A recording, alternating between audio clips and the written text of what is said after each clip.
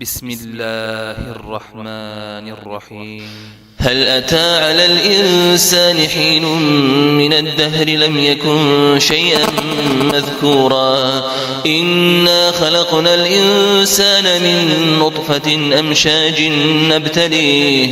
أمشاج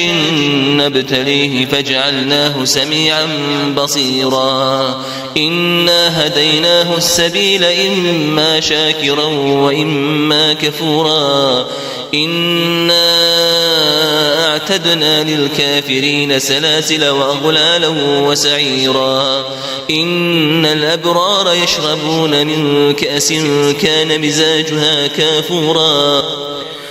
عينا يشرب بها عباد الله يفجرونها تفجيرا يوفون بالنذر ويخافون يوما كان شره مستطيرا ويطعمون الطعام على حبه مسكينا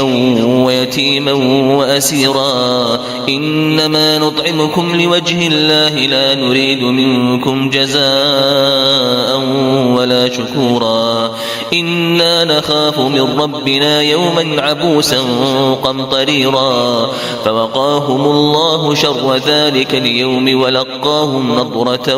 وسرورا وجزاهم بما صبروا جنة وحريرا متكئين فيها على الأرائك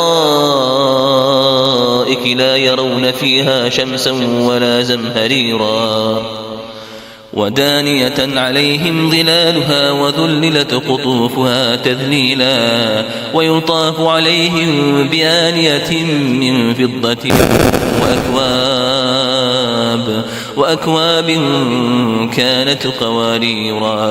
قوارير من فضة قدروها تقديرا ويسقون فيها كأسا كان مزاجها زنجبيلا عينا فيها تسمى سلسبيلا ويطوف عليهم ولدان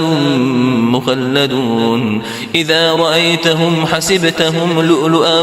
منثورا وإذا رأيت ثم رأيت نعيما وملكا كبيرا